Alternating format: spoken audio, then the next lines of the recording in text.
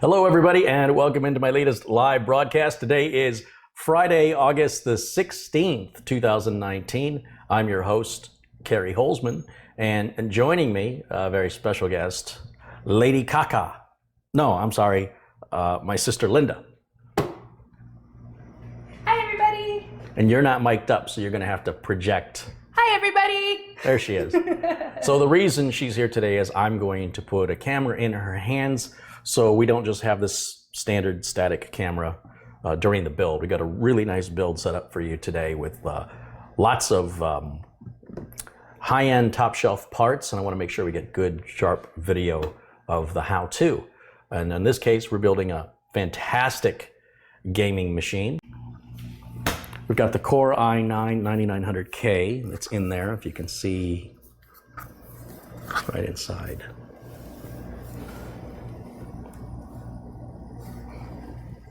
There you go. They spend a lot of money on that packaging. We're going to pair that with probably one of the most expensive solid-state drives and fastest solid-state drives available on the market today. This is the 970 Evo Plus, 2 terabytes, almost $500 for this. About $480 just for this thing in my hand here. With RAM, we're going with 2 sticks of 16 gig for a total of 32 gigs, and that's 3200 megahertz. So it's fast stuff. Customer needs a Wi-Fi card, so we're going to be adding the ASUS 88. The AC88, and I've used this 3 or 4 times in previous videos, so nothing really new here. Motherboard is a Z390. It's the GIGABYTE AORUS Pro. And then for our power supply, we've got a Seasonic 650 watt. 650 watt is what's recommended from NVIDIA for the GeForce RTX 2080 Ti, which is in this humongous, it's ginormous, that's what it is. But they saved a little money by taking that corner out. See that? So that's the 2080 Ti. That's about $1,100. So this is not an inexpensive build. $180 for the case, about $100 for the power supply, about $200, a little bit more than $200 on the motherboard, I think. Well, under $200, I think. About $100 for the Wi-Fi card. I think around $500 on the CPU. I can't remember what the CPU was. We've got the cooler, the Mugen 5. We'll see if that's going to work well. So what's the total price for all of this? We're looking around $3,000. But I'll tell you, you're getting a lot for $3 grand. I mean, 1/3 of that $3 grand is just that box right there. And like I said, that solid state drive at nearly $500 is, these two components right there are half of everything. That's $1,500, just those 2 parts. And then everything else is the other $1,500. With the exception of the case, bequiet has sent the case for free for the review. And then I will build in it and review it as I'm building in it, and then pass that on to the customer, who will then report back to me on how the case holds up over time and whether or not they like it. And we'll follow up with the customer in the months and years ahead to see what their experience is with the bequiet Darkbase 700. And it looks great. Everything I've heard about it has been positive, so I'm very much looking forward to working on it. And who knows, maybe we'll be seeing a lot more bequiet cases here on the channel. This may be the start of something new. This is the bequiet Darkbase 700. This case sells for $180. It has some subtle RGB in there. It's got a built-in fan controller. You can reverse the motherboard tray if you want to put the motherboard onto the other side. I don't know why you would, but you can if you want to. And it's got a USB 3.1 Type-C header on the front, which really is still rare to see on a case these days. So it's got a lot of really nice touches. As you can see, it's a big case. I think it's still considered a mid-tower, not a full-size tower. It fits on the Lazy Susan, so that's always good. And it's not as heavy as you might think it would be. There's glass on this side, tempered glass. And that's what we'll be working in today. My first time working with this case, so there may be a little bit of a learning curve with getting things installed, but I don't think it's going to be much different than any other case, really. All right, so in the motherboard box, this is typically what it looks like if you've never built a computer before. There are different manufacturers and different models of motherboards are packaged, can be packaged differently. However, this is typical. So I'm going to go ahead and take the board out and we'll set it down here just for a moment. And then there's this cardboard here in the box that we'll just put over there. And inside we've got SATA cables. We're not doing anything SATA on this build. There's no room for any external drives like optical or whatnot. G connector, M.2 screws and standoffs. It looks like maybe some thermal sensors, I'm guessing, I don't know. And cable for something, go faster sticker, instructions, driver disk. Mostly driver disks aren't really needed anymore. There'll be some utilities on there. I don't typically load those, but if the customer wants to load them, they can, and they should download the latest versions from the manufacturer's website and not use that disk. We don't even have a drive anyway. Now I'm going to take the board out of its anti-static bag. So I'm gonna just go ahead and put the motherboard here on the box that it came in, and that'll prevent scratching the countertop. There's some plastic on the motherboard. Some motherboards have this, some don't. And we just want to get rid of that.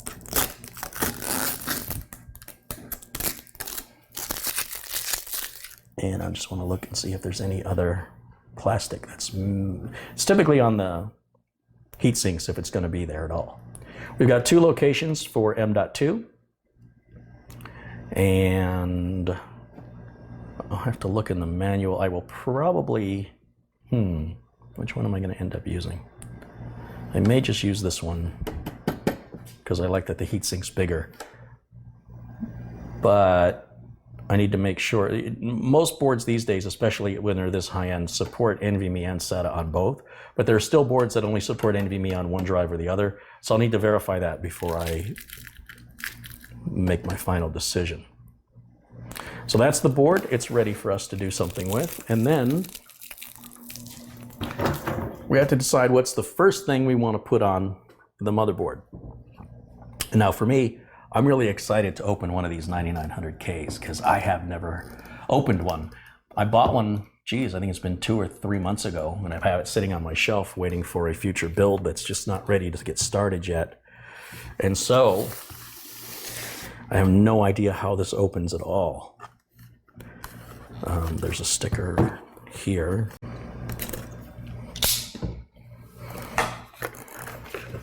Okay. That's an unusual box.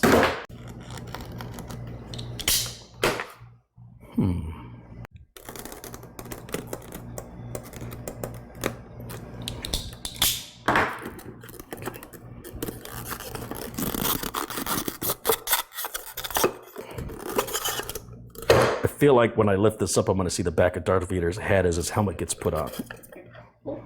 It's like a scene from Empire Strikes Back.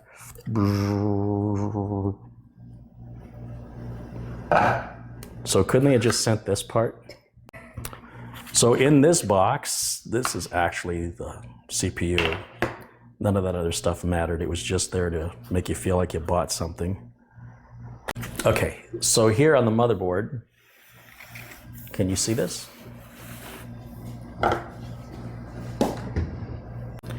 So this is where the CPU is going to go underneath here. All right, so I'm going to just push this lever down and away, and we'll lift that up, and it will expose all of those delicate pins I was just discussing. If it focuses, there it is. And you want to keep your fingers and any sort of, any like if you had long sleeves, they could snag on those little pins. A thread could snag, and game over. That would not be a warranty issue because the manufacturer would say that's not a defect in workmanship or materials, so it's up to you to buy another motherboard.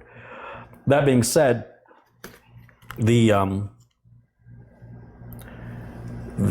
chip is going to go in with the writing facing the same direction as the writing on the board. All these socket 1151s go in the same way. There are notches on the chip. There's a little golden triangle right down here. If you look right there, there's a little, sorry, it's a white triangle in this case. Right there. And you'll also see on the CPU itself, there's a triangle right there. So those two triangles, this triangle here and that triangle there, You're going to be on the same side. And that's how you know the CPU is oriented correctly. Also, the CPU will not fully seat any other way but the right way. So as I mentioned, for me, the easiest way to tell is looking at the writing on the chip. And the writing on the chip is going to face the same direction as all the writing on the board. If you look at the board, you'll see the writing, this writing here. So right here you see these words like gigabyte, right? And then slowly pull the camera back and up. And then that writing is going to match that same direction. There's also a notch here, and the triangle here and here, as I mentioned. So 3 different ways to know you're putting that in correctly. What I do is I just gently find the corners at the bottom and then just lower it gently into the socket. And I can grab the edges of it. I want to avoid touching the top of it because there's oils on your skin and we don't want to contaminate that, because that's where the thermal compound is going to go to help pull the heat off of that. And it does get hot very quickly. If you touch it, you just have to get some rubbing alcohol and a Q-tip and clean it. It's not the end of the world. But if you avoid touching it and handle the parts in the same way that you see me handling the parts in this video, you won't have to deal with that. So once again, looking back down here on the board, we're going to take the lid now and lower it back down. And it's got like a little fork right here. It's going to go underneath that screw. I'm going to push down this lever, which now has a lot more resistance on it now that we've got a chip in there. And then this plastic lid is going to pop up all by itself. So I'm going to brace the motherboard with one hand, and I'll push down, lock it in place. And we're going to put this little plastic cover away. If we have to send the motherboard in for any warranty repair during the next 3 years when it's under warranty, you don't want to send the board back with the CPU installed. And if you send the board back without covering those pins for protection, your warranty will be denied, because it is not likely the board will arrive without pin damage if you ship it empty. It has to have something protecting it. And if you ship it with your CPU in it, you might not get your CPU back. So I'm going to remove this top heatsink here.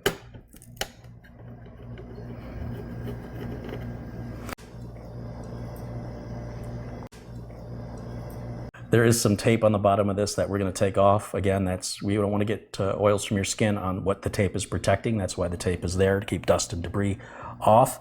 We've already, this standoff here, this is for the heatsink. We need to put a standoff in the 2280 position. So the M.2 drive is 22 millimeters wide, and then they make them in 40 millimeter, 60 and 42 or something like that, 60 and 80. And if you look closely on the board, it should actually say those numbers right down. Should see an 80 right at the edge of my fingertip. See that? 80. And this one says 60 right here. You might need the back camera just a little bit. There you go. And then this one should be a 42, I think, is what that one would be. So back inside the box, there were those little plastic, more plastic.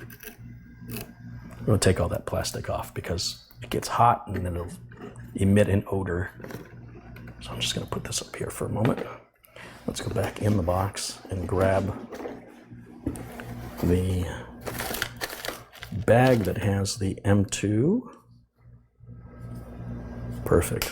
That's what I want right there. We'll have 2 of those in the box, one for each slot. Sometimes they put the screw in here. This time they didn't, so that means there'll be another bag in the box that's going to have the screw in it. So in the meantime, I'm just going to go ahead and put this down in the position that says 80. That's 80 millimeters from there to there. And we can even use a screwdriver to tighten it down just a bit. Doesn't have to be super tight. And then back in the box one more time to look for the little tiny screw. I can't believe they waste the packaging to do that. Yeah, there it is right there. Installing the M.2 is quite simple. Again, this is the 970 Evo Plus. Very expensive, very fast drive. So I'm going to go ahead and put this in. It's going to go in with the label facing up. You'll see one side doesn't have any chips on it at all. There's a cut right in here, and there is a groove right in there. And we're going to slide that in the groove until that little gold end disappears. And you'll see now it's kind of bouncy, springy. Now I can take that little tiny screw out of the bag and we can secure the drive down. This does not have to be super tight. All it's doing is holding the drive, securing the drive rather, so it doesn't move or come out. Then we take the heatsink cover right here, the heat spreader, heat sink, whatever you want to call it. We're going to peel the tape off. I've seen systems where they don't peel the tape off. System will still work, just won't be cooling as effectively. Then there's a little tab on one end of the heatsink. Notice how I'm holding it so I don't touch the back that I just took the protective tape off. This tab, this slot, is going to go right in here. Be careful where you slide it. Don't slide it down into your drive. It goes above that. And then it just gently sits down on top of the drive. And then we're going to take the screw that came out of there and put it right back where we got it from to secure the heatsink on top of the M.2 drive. You see, building a computer is incredibly simple. Every year it seems like it gets a little easier. The new DDR5 RAM coming out will have its own voltage controllers on it. And that means motherboard manufacturers won't have to have the voltage controllers on the board anymore. And that means potentially smaller boards, fewer quality control problems. It's one less thing on your motherboard to go wrong.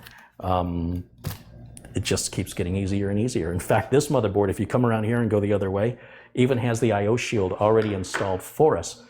So we didn't have to prep the case with the I/O shield because it's already part of the motherboard. And I'd love to see that become a standard.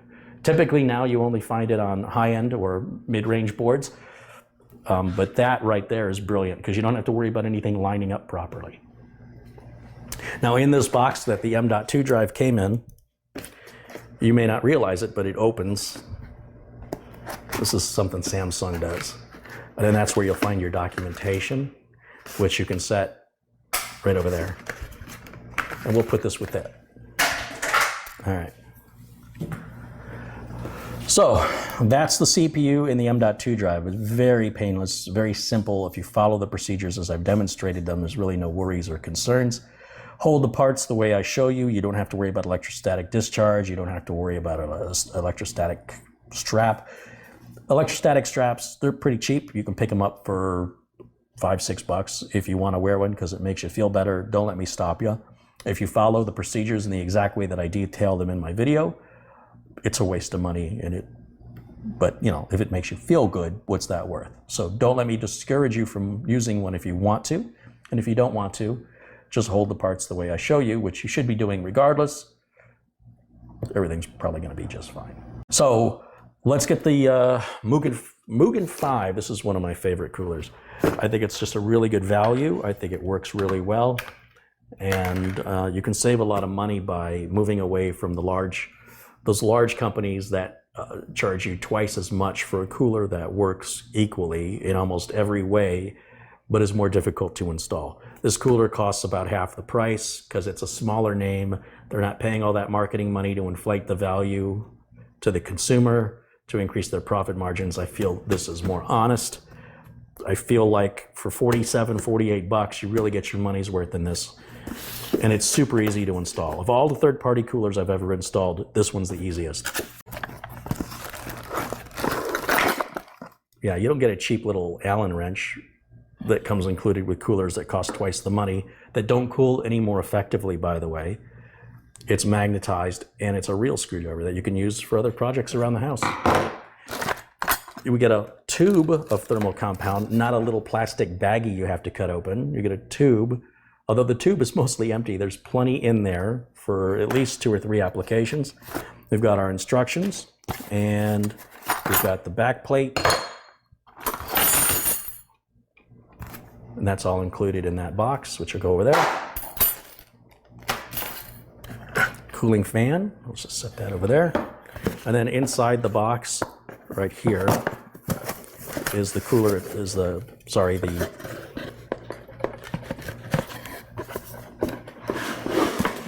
heatsink itself. Again, tape on the bottom to protect it, keep it free from any contamination. We're going to need to remove that when we're ready to install. We can set it over here, just get it out of the way for right now. While you can. And all that can go over there. And that can go with it. Now, of all these parts, if you come around here, you see these curved brackets? These are for AMD CPUs. We're not using an AMD CPU, we're not using these brackets. We need the straight brackets. So there's 2 of them, we need those. There are 4 fan hangers, so you can have 2 fans. We're only going to use 1. It comes with 1, but you can add an additional 1 if you want to. So these 2 of these 4 wire hangers that I call them, are going to go with those 2 other brackets that we do not use. Then we have 2 bags left. And there's nothing in this bag we need. This contains a little pads for preventing vibration from an extra fan, if you're going to add another fan. And then there's some standoffs and screws used for AMD, which we're not using, they go in that pile. That leaves us 1 bag left. And in this bag, there are a number of standoffs and screws. And we want the tall standoffs. Notice how there's a tall standoff and there's a short one. So the tall one is for socket 11, 51, 50, whatever. The short ones are for like the X299 motherboards, X99 motherboards, which we're not using. So I'm just going to take those small ones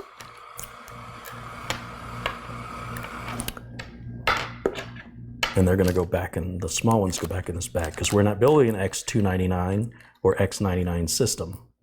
And we're not building an AMD system. This cooler will work on just about every CPU out there currently sold, with a few exceptions. Like, it's not ideal for Threadripper. I don't think it'll fit on Threadripper in any case. But pretty much any CPU you can buy from Intel or AMD, Mugen's got you covered with the mounting technique. So it's a pretty safe bet. It's going to work fine. So ultimately, out of all the parts, this is what we've got. We've got the back plate, the standoffs, the screws for the brackets, and the wire hangers for the fan. I don't need the wire hangers just yet, so I'll keep them over here with the fan. And the first thing I have to put on is the back plate. On the back of the board, if we look back here again, notice how I'm holding the board. Notice I'm not touching anything metal. On the back of the board, you see the socket, how it's got 2 screws here and 1 screw there. You notice that? Mm-hmm. 2, 1. You notice on this back plate, it's got 2 screws. It's 2 holes, rather. So guess how we're going to align that? There's some foam pads, and that's so that we don't have metal hitting metal on the back of this motherboard tray. You don't want to have metal touching metal ever. So these foam pads on this back plate determine if if we put the back plate on this way, it would be metal touching metal on the back of the board. This way, there's foam pads. We want the foam pads touching the board, and the 2 holes lining up with the 2 screws right there, like so. Now I'm going to grab one of these standoffs down here, these standoffs. I'm going to grab one of these, and I'm going to come around to the front of the motherboard. And this is a little tricky because I've got to, doing this by yourself, it's a little tricky. I'm going to go in through the top. You notice there's 4 holes around the CPU. And I need to put a standoff in each one. Obviously, I can only start with 1, so I'm going to go through here. And then I'm going to look at the back of the board once more, and I'm going to align it so that on this socket, the screw is going to come out through the middle. See how there's 3 holes in each corner? I need that middle one in each corner. So we'll start with 1. We'll just get it started. Couple of turns there. See how it's coming through? Right? I can see it. And now I'm going to go to this corner and do the same thing with another standoff. Just come right back around here. Go in there. Come back around. Adjust this accordingly.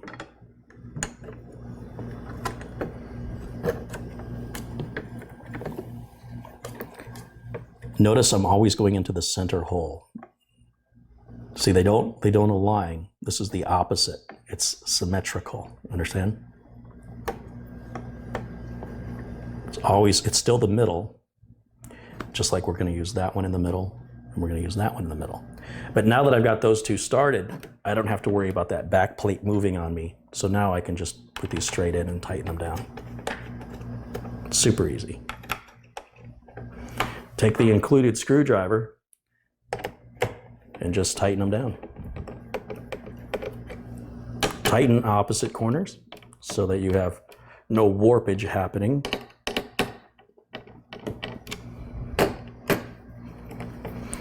And then go back around even when you think they're tight, because sometimes when you tighten up the opposite side,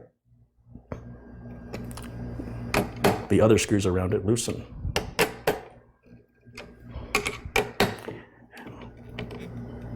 Don't crush the motherboard. You want these tight, but not so tight that you hear, yeah, if you hear that, That's bad news. you've over-tightened. But at the same time, you don't want them too loose. So I just kind of go around a few times until something it just feels like they just don't want to, until it just feels right. That feels pretty good to me. Now I'm going to take these brackets, and it's important these brackets go on correctly. I mean, the bracket could go on this way, the bracket could go on this way, the bracket could go on that way, but it's only going to fit right one way. And what we're going to do is put the brackets so they align with this lever that we were using. I'm going to put one right there. And these screws, these are the other screws down here that I took out of the bag. That's when we use these. So I'm going to grab two of them now. Again, we're going to use the included screwdriver. And we're going to come here and just start one of the screws here and one of the screws. See, if it's not lined up right, you're not going to get the hole to line up. So this is not positioned correctly. I want to sort of be, I think, in the middle or the end. I can't remember. I think it's the end, right, like that. That little adjustment makes all the difference in the world on how easy this is to install or how difficult it could be. Now everything lines up. And these screws just come to a dead stop. You don't have to worry about over tightening. They just come to a complete dead stop. Notice the way I put the bracket on. Notice the way this juts out and that this edge is smooth and what direction it's facing. And we're going to put the other bracket on exactly the same way. Again, symmetry. It's going to go on so they face each other, and then take those final two screws. We'll put one on there.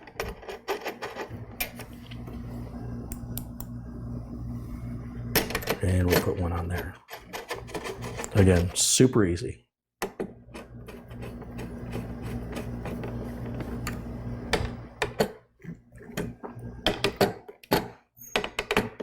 Okay, so that's what that looks like. Now we're ready to put the big heatsink on top. Now this heatsink could go on potentially one of two ways. It could go on this way, but that would be wrong because you see how the CPU, come around this side, take a look at it from this angle. You see how this could interfere with the RAM right here? See that? It's not gonna fit right. But if I turn it around the other way, now look how much room we have for the RAM. And our fan's gonna go right there. It's gonna blow air this direction out towards the back of the case. So that's how we're gonna orient it, but we're not ready to install it yet because now is when we get to put the thermal compound on. Thermal compound, right here in this tube. A lot of people have a lot of opinions about the right way to install it. Honestly, how you apply your thermal compound in reality makes very little difference as to its efficacy. The important thing is that you have 100% CPU coverage across the internal heat spreader. You don't want to put on too little or it's not going to work very well. You don't want to put on too much or it's going to make a mess and it's not going to work very well. So how do you know how much to put on, especially if you can't see it? If you're dabbing it and then putting the, squishing it down, how do you know? Well, I don't know. So I do it this way instead. I'll put down how much I think I'm going to need to cover the whole CPU as though it were paint. And you see I've used very little of what's in this tube. And I'm going to cap it back because it's messy and you don't want that stuff getting out and gets all over the place. I'm using a clean nitrile, not a rubber glove, but a nitrile glove. I'm going to finger paint the compound across the entire surface of the CPU. Now there are some people who think, oh, you're going to have air bubbles. Well, it's not an airtight system, and if I just dab, or rather not dab, but if I just tap across the entire surface, Then I create these little mountains and valleys that when squished down will resolve any concerns of air bubbles. That is now ready, and now I can take this glove off. And that keeps my fingers clean, because that thermal compound can be hard to get off your hands and kind of messy. Now here on the heatsink, we're going to take this little plastic piece off. I've seen people forget to do this. The system will still run, it just won't cool very well. Peel that off. Rotate this in the proper direction, right? We said it's going to go on this way, and we're just going to set it gently down on top of the CPU. And we can start by turning this screw here into that bracket, just a couple of turns. And then we're going to go through this hole.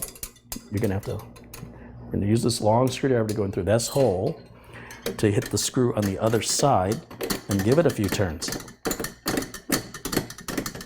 Now we want to try and tighten them equally. So we'll bring this down a little bit more, come around. Did I get it started? It's sometimes hard to tell. I feel like it's not quite lined up there yet. Sometimes you got to push down on it at the same time. There's a spring there. So we're going to give it a few more turns. There, it's going in. Now we'll come around to the other side, give that a few more turns. Come around to the other side, give that a few more turns. Other side. We want to just make sure we tighten both sides equally. If you tighten one side before the other, you may end up with it locking down on an angle that's too subtle for the human eye to notice, and you'll wonder why it's running so hot. So that screw comes to a dead stop. I cannot turn it anymore. Back in through the top, and then we'll tighten that screw, and it's not turning anymore. That is installed. The last piece of this puzzle is to put the fan on. This is the fan, the part that turns. That's the part, see how the center is moving? That's the part that draws the air in. This side where the support brackets are, see how when a fan spins, this middle doesn't turn? That's the side the air is coming out. Some fans have arrows and indicators of rotation direction and airflow direction. If you understand how a fan works, they all work the same. On every fan, the side that turns draws the air in, and the center that doesn't turn is the side the air is coming out. We want the airflow to move this way. We want it to go out over the I/O shield.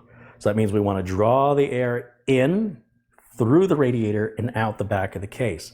We also need to hook the power cable up to the header on the board. So we don't want the power cable all the way over here. We want the power cable as close as we can get it to where it's going to plug in order to keep the cable management clean and make it look like a nice professional build. So that's how we know where to put these wire hangers. They're going to go on each side. One goes here like this. And then the same thing on the other side.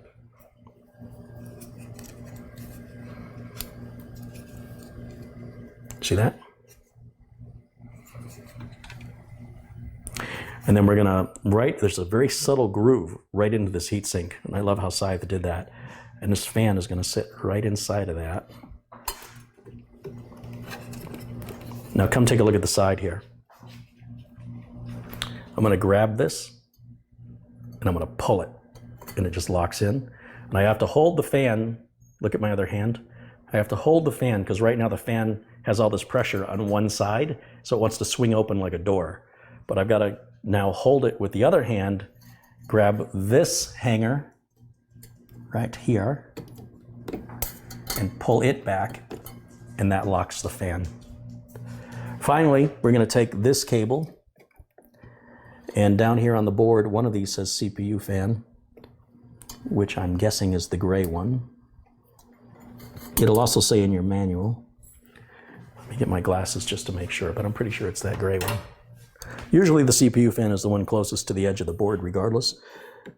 Yeah, so that's right here, it says on the board, CPU fan, it says CPU optional below it. That means the one above is the CPU fan, the one below. That would be if we added a second fan onto the back of this cooler for what we call a push-pull configuration, which could improve the cooling dynamics. If necessary, it's an option. And that's what the other fan header's for. And then we can install our RAM. Our RAM goes into these sockets here. And this side should open too. I open all of them. Now, on this board, I don't believe it matters if we use the first and third or the second and fourth. And it's unfortunate that they did not color code these. Usually 2 will be one color and 2 will be another color, and they're offset.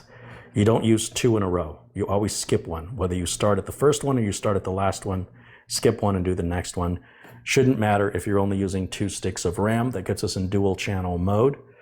And we are only using 2 sticks of RAM, so I don't believe it matters if we start here, skip one and do one here, or start here, skip one and do one here. I think it's equal performance-wise, but I'm going to check the manual just to verify, because this is a Z390 and I'm used to the Z370. And in the manual, it states with this diagram exactly what I said. It says, if you have 2 modules, you can skip the first socket and use the second one, and then skip the next one and use the last one. Or you can use the first socket, skip the second one, and use the third one. So it's exactly what I said. If you've got 4 modules, I think you use them all. Which ones do I use? So yeah, you want to use 2 or you're going to use 4. It doesn't matter which socket you start at, just skip the next one. So you're going to have a blank socket in between your memory modules. And as long as you do, on an Intel platform, at least you got it correct. So let me get the RAM opened up. And this is super easy to install.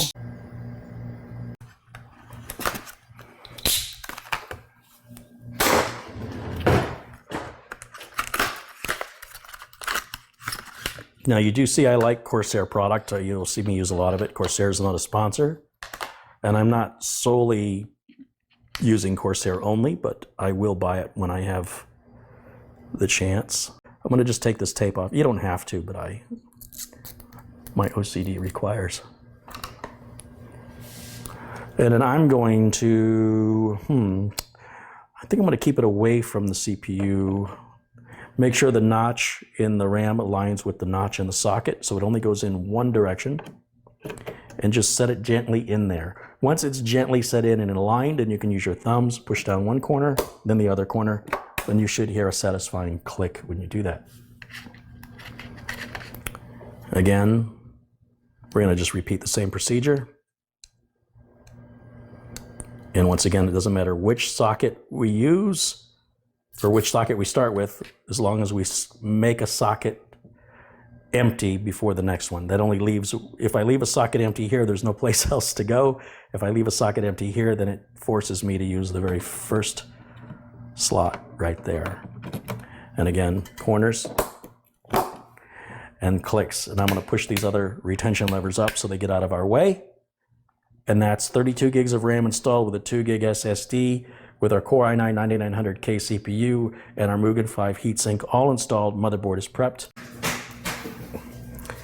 Not sure if I'm blocking it entirely, but I'm just removing these thumb screws off of the glass panel.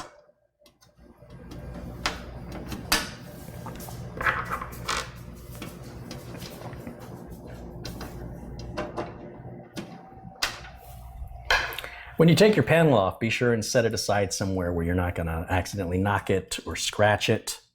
The glass does have a plastic film on it to keep it from any marks during shipping. I'm going to leave that on there for the customer to take off because this has got a long way to go. This will be shipped all the way to Florida from Arizona. It's over 2,000 miles. So I'm going to just get this piece of glass out of the way. Now inside, this is the bequiet Dark Base 700. And you'll see we've got a big fan here in the back. Looks like a 140 millimeter fan in the back, one up in the front. We've got a shroud that covers up the power supply and all the cabling, which means you don't necessarily have to spend money on a modular power supply when you have a case like this, because all your cables are going to be hidden anyway. In this box is going to be all the mounting hardware required to mount whatever the case supports. Every computer case manufacturer, when the case is new, will have a box, not typically this large. I'm not sure why this is so big. Let's see what's in here.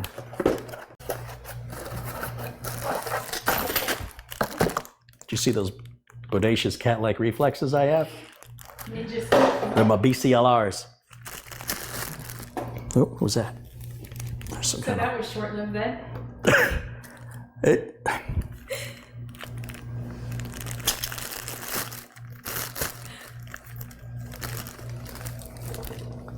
may I remind you,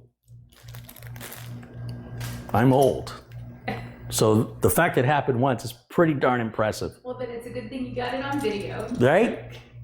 I got a bag of screws, a bag of screws, a bag of screws. These 4 long screws would be for another case fan, probably up front, probably to go right up in here. Suppose you could take these out and put a liquid cooler radiator in there. The case is not overwhelmingly complicated. It doesn't have a lot of bells, whistles, and features. It appears to be designed really clear in its design. I'll give kudos to bequiet for an intuitive design, because I have not opened that manual yet. And then I'm going to put this plug back in because we don't need that.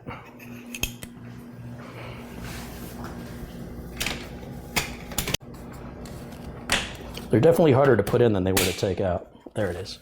Just snaps in. Now, looking inside the case, we need to make sure all our standoffs are in the right place. And on this board, we'll have 2 across the top, 2 across the middle. This will actually go to 3 across the top, 3 across the middle if it's a full-size board, and then there should be 3 across the bottom. All the standoffs are pre-installed. So unless you're dealing with a different size motherboard, you may have to move these standoffs to different locations. This is important to check this before you install your board to ensure that you're not going to be having one of these little standoffs ground out against something metal on the back of the board. But these are the standard ATX locations. 1 here, 1 here, 1 here, and then they go down in a straight line. 1, 2, 3, 1, 2, 3, 1, 2, 3, and each line has 3. 1, 2, 3, 1, 2, 3, 1, 2, 3. We look on the board, we should see ideally this is going to have 2 or 3. This board has 1, 2, 3 across the top, 1, 2, 3 across the middle, 1, 2, 3 across the bottom. See here? 1, 2, 3, middle, 1, 2, 3, and the top, 1, 2, 3. Also notice we have 2 connectors here for the power supply for the CPU power. You have an 8-pin and a 4-pin. These may be difficult to put in once the motherboard is mounted, so we might want to attach those before we install the board. And I do need to get a nylon zip tie and tie this cable up now, because if I wait until after I install the board, it's going to make my life more difficult than it needs to be. So I'm just going to grab a nylon zip tie here and we're going to tie this up.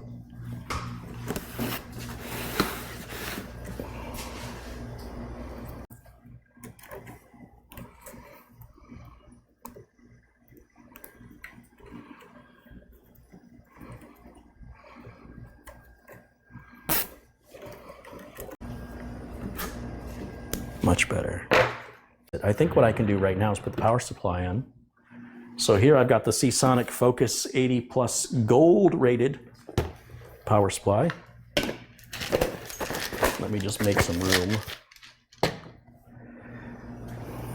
This is a modular power supply, and in this bag will be all of the modular power cables, which we don't need to worry about just yet. And within the box that shipped in a box is a bag. In box. So there's power supply. There's probably plastic over the logo, because God forbid that got scratched. Power supply could get scratched. There's no plastic over it. Let's see, I bet there's plastic on there. Or I'm going to peel the logo off. Let's see which one it is. Wow, they really stuck it on there.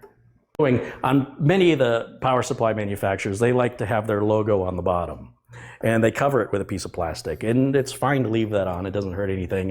And in fact, when you go to sell your computer years from now to the next person, they can peel it off and it'll be just like brand new, and they should thank you for keeping it shiny and new for the next owner. But me, I like to keep it shiny and new right out of the gate, or have it come out shiny and new right out of the gate. And on the back, this is all the cables where they're going to plug in back here. And we're going to install this with the fan facing down. Remember, there's a filter down here, and we're going to draw air in. This draws air in. It doesn't blow air out. It draws air in, and then the air comes out this side here. None of the air that comes into the power supply has any impact on the components inside of the case, nor does adding more fans into the case have any impact on the cooling of the power supply. It's all solely a self-contained system that just maintains itself. Oh, I think there's more plastic over that one. Oh, geez. See, anytime there's a company logo, there's going to be plastic over it. It's just the way they do it. And I'm not having it. Just like so. See how easy that was?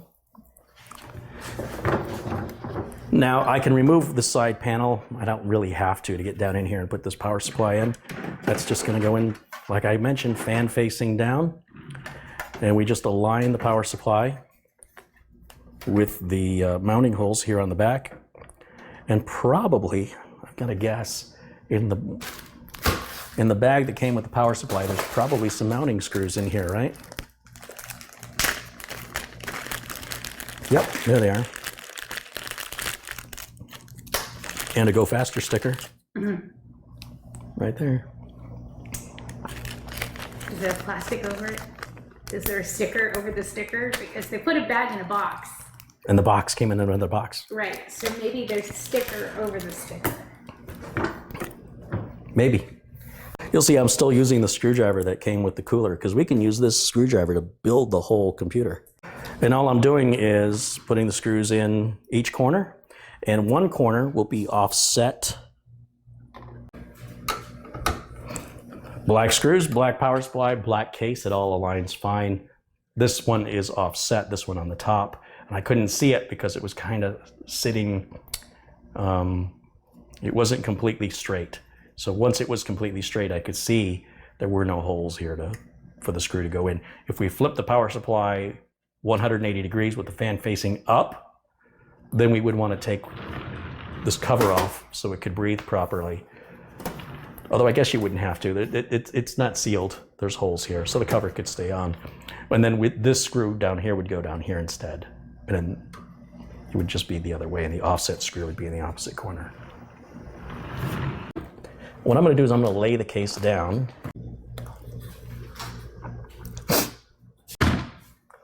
So I can use gravity to assist me in installing the board.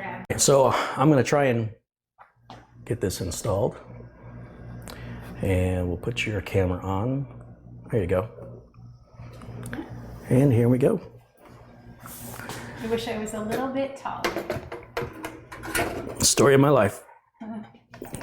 So you notice I'm picking the board up by the heatsink. And that's why I don't have to worry about electrostatic discharge. It's all on the heatsink here. And I gently set the board in, and then what I'm going to do is adjust it so that back here, if you can look around the back, you'll see the I/O shield and how it's going to fit within that cutout on the case. You're making me nervous around my drink. And we will align that so that that I/O shield fits squarely in the rectangular hole there. And then if you look back up here on top, if you look in from the top, what I have to do now is sort of lift the back of the board and push it forward until that little pin right there goes into that hole. And it holds the board into position so that we can secure the other 8 screws. Remember, there were 3 holes across the bottom, 3 across the middle, 3 across the top. That's a total of 9. And that's a pin that holds the board in position. So there's no place to put a screw there. But the others, that leaves 8. We have to put 8 screws in. And for that, I'm going to need my driver, and I'm going to need the screws. We're going to go to the bags of screws that came with the case. And we're going to look for a coarse threaded motherboard screw. Now, if you're not sure which ones they are, look for a bag that has 9 screws, right? Because there were 9 standoffs. There should be the same number of screws. How many do we have? 1, 2, 3. 1, 2, 3, 1, 2.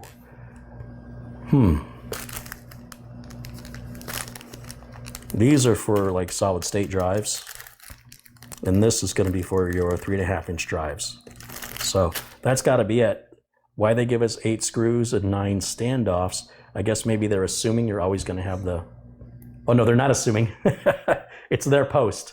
So technically there's only 8 standoffs and 1 that can accept a screw, right? Yeah. So that makes sense. So I'm going to now start to put these screws into these holes. There's no particular order that it has to be done in. You should not tighten any of them down until they're all started. That way you can still shift the motherboard left and right and up and down as needed to get the screws to align with the standoffs underneath.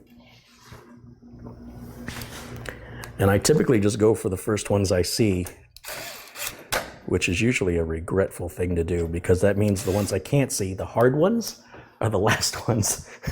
So you should do the hard ones first to get them out of the way. That's what I say. Like that one's in a dark corner. It's very difficult to see. And I actually tightened it down, which I hope I don't regret. I shouldn't. Screwdriver's too fast. Screwdriver does have a torque setting on it. The torque is set very low. That ensures that I will never over tighten the screws.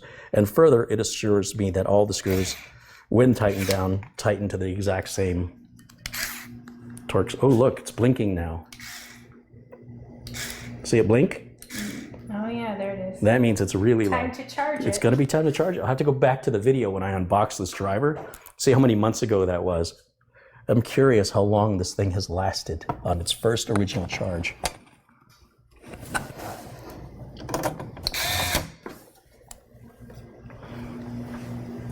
Just 3 more.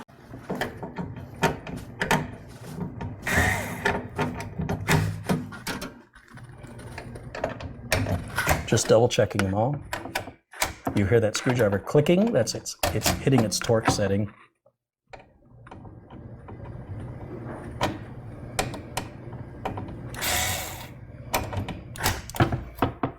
Yep. We're all good. Now I can pick the case back up, put it on its feet. Here we go.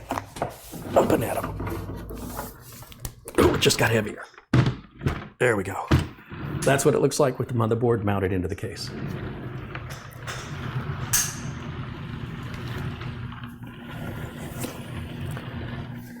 Now, all this documentation, all these leftover parts, they're all going to go into this motherboard box. As I mentioned, just in case we need manuals in the future, we need to look for anything, power cable, all this stuff can go in the motherboard box. Screwdriver. More screws. And we'll just keep it all together that way. And when I give the customer the box, they'll have all the spare parts all in one place. Nothing they should need right away.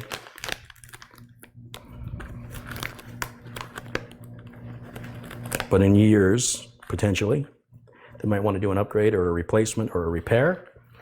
And that's when you're going to want those spare parts. But you shouldn't need them for a long time after getting the computer done. Now within the bag of cables, all right, so here is a video card cable, motherboard power. There, I heard it click. Okay, so now I've got that back on up there in that corner. And then I'm gonna just pull the slack through the other side, and that makes our cable management nice and pretty that way. And then I'm going to plug this down into one of the connections here on the back of the board.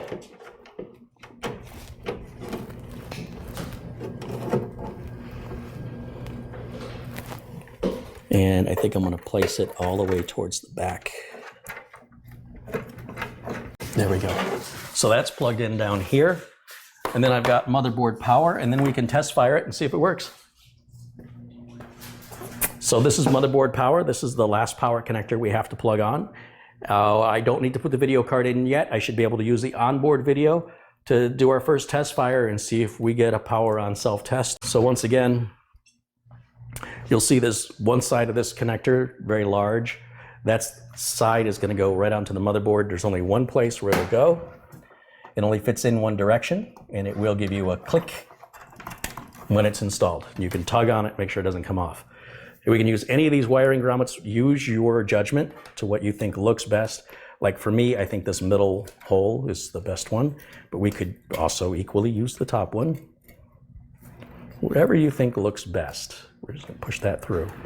Then we'll come around and we'll plug this in. Again, the power supply is only gonna have one place for each of these connectors to fit. And it's labeled as MB on the back of the power supply. try and put the rear connector on first, or it's going to be, you know, the middle connector will get in your way and block it.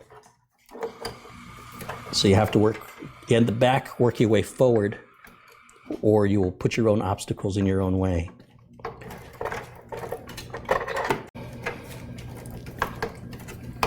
There's one. And then finally, this one right here. Now we still have all the front port umbilicals, right? We've got the USB connector, the switch, power, all of that still has to be hooked up. But because I'm running low on time, I want to just power it up real quick and make sure that it works. Here's our front switches, right? So the hard drive LED, power switch, reset switch, hard drive LED. And those can feed in, if you look, where is it going to go on the motherboard? Motherboard is going to go down here, so we can feed it in right through this wiring grommet. And then all I'm going to do, I'm just going to plug these on real quick. I've got other videos where I've done close-ups of this, and I know you guys can't see very well in this footage right now, but I just want to do it quick. So that's our hard drive LED. Which side of that is positive? Got to flip it upside down. That's going to go there. And then what's this? Reset goes beside the hard drive LED.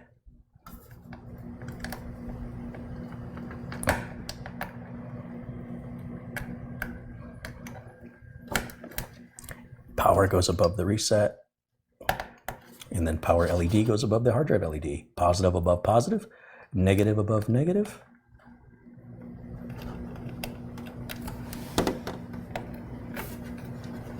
And we're done.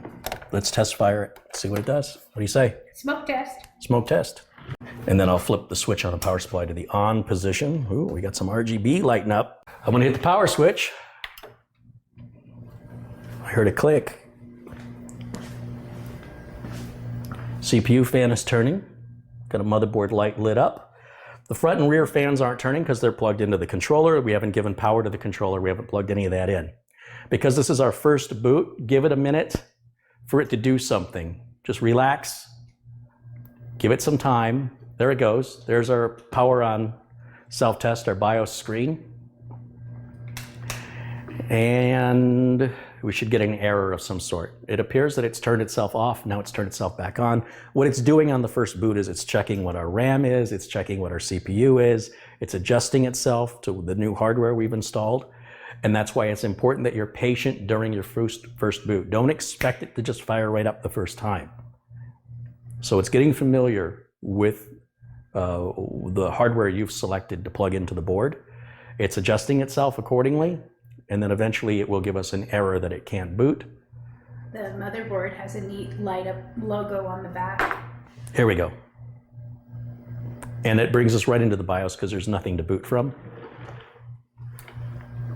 Oh yeah. Cool. I think all of that's controllable through the RGB software. And you can see there's some lights on the board. It's similar to the the Z370 version of this board that I was using. If you look through there, you can see the lights lit up. And you can control the color of those lights through the software from GIGABYTE on the board. And then the case itself has RGB with those. That's not going to work because that's powered through the fan controller, which we've not given power to. Exactly. Because we don't want anything to interfere with our first boot. So those fans and the RGB lights are not necessary for us to do this so far. And everything we've done is working correctly. So let's turn this back on. It should go right to the BIOS. Remember, I didn't hook up the fans or the RGB. That's all the same connector. And then let's go to that camera input, which is right over here. All right. So somewhere on this screen, let's see, I have to make my screen bigger because it's too small.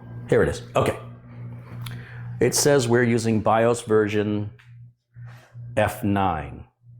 So F9, if you look in the upper left corner where it's yellow, it says information, and it says MB, that's motherboard. It's the Z390 AORUS Pro. And then there's the CPU, tells us about CPU. But anyway, right between where it says CPU mother, it says BIOS ver F9. The latest version is F10. which I have downloaded and extracted onto a flash drive I label as BIOS.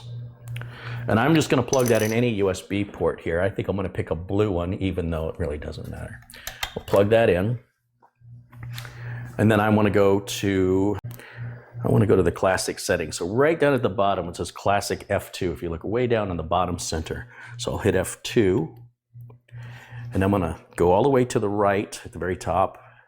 And it says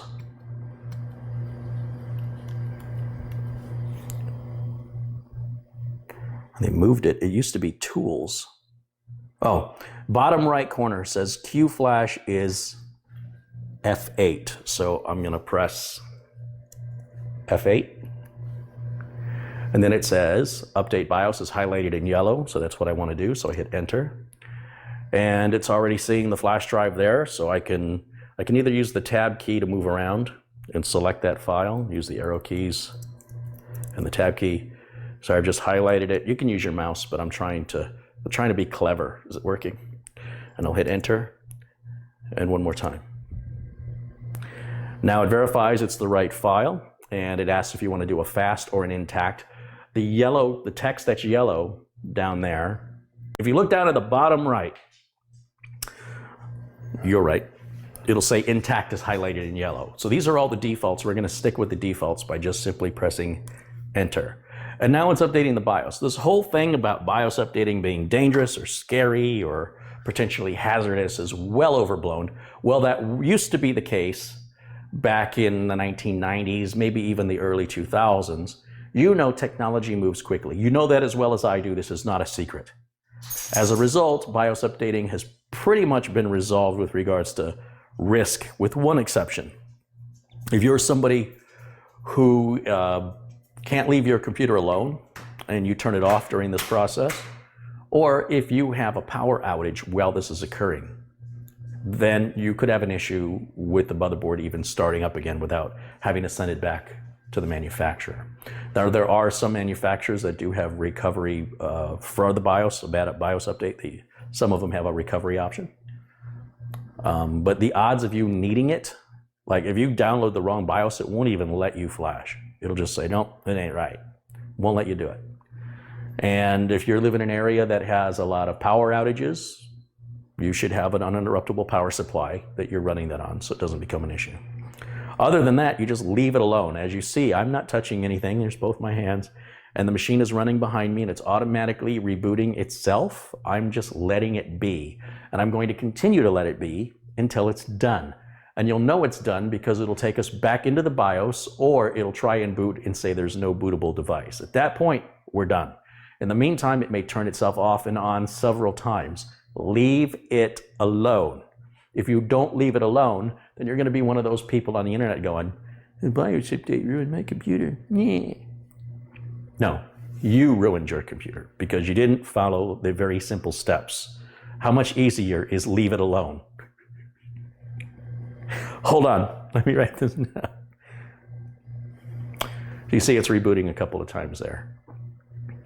And we're done, and we look back in the same area on the BIOS. Now it says the BIOS version is F10. And so now we've got the BIOS completely updated.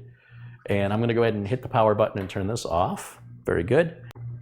So what I've got here, I've got Windows 10 on a flash drive right here. Now I do have a video that explains how you can download Windows 10 for free from Microsoft and make this flash drive yourself. So I'm going to install Windows 10 Pro on this machine right here, only because I'm a system builder and I can get Pro really cheap. It's not even worth my time to buy Windows Home. Honestly, for the price difference, you might as well just get Pro and be done with it. So I'm going to go ahead and plug this in back here. I'm going to choose a blue USB port because those are the USB 3s. That's a USB 3 flash drive. They're 16 gigs. That flash drive will read and write darn near the speed of an SSD. So that's a $20 flash drive. So I realize you can buy a 16 gig flash drive for $4. Your Windows install is going to take 4 to 6 times longer than mine because I spent more money on my flash drive and got a faster one. So I'll be done before you will. So there, yeah, I'm better than you. I'm really impatient. That's really what it amounts to. So I just want to get it done. So I get the fastest flash drive and I use the heck out of it.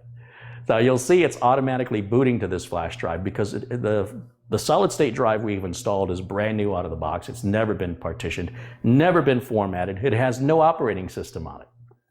So when I plug that flash drive in back here, the system, when it turns on, it says, can I boot to a CD or DVD? One does not exist in this case. Can I boot to a hard drive or a solid state drive? There's only one solid state drive. It has no partition or format, so it can't boot to it. Then it goes, well, are there any USB devices or network I can boot from? I can't boot from the network. I don't have a network plug plugged into it. Besides, I don't have PXE enabled servers, stuff like that. So anyway, so bottom line is that's the only thing it can possibly boot from. And it's smart enough to try and boot from any particular source. When I was updating the BIOS, it had nothing to boot from, so it just went right into the BIOS, remember? This time it didn't go into the BIOS, it started on the flash drive. I didn't make any adjustments to the computer. You've been watching me the whole time live. This is all automated. Now that we're here on this screen, we'll click, where's my mouse? Gotta turn it on, Carey. Turn the mouse on. All right, we're gonna go over here, we'll click next. And we're gonna hit install now. And I should stand over here, shouldn't I? This is your standard Windows 10. What I always do, always do, is look right down here at the bottom of the screen. What does it say? Read it to me. What does that say? It says, I don't have a product key. Even if you have a product key, tell it you don't have a product key. That's how you install Windows 10 for free, legally.